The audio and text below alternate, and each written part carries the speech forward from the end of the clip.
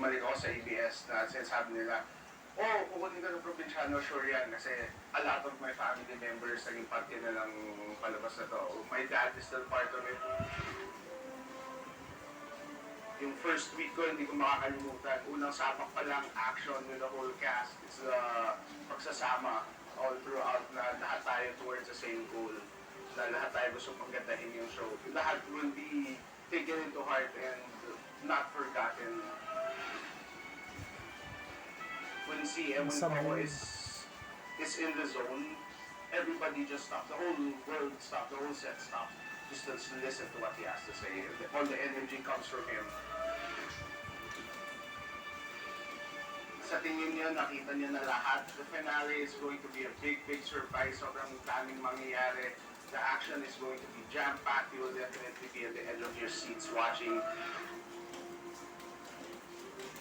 Walang hanggang pasasalamat po sa lahat ng nagmamahal sa FPJs ang probinsyano. Itong taon tayong kumapit, huwag muna kayong BBTO.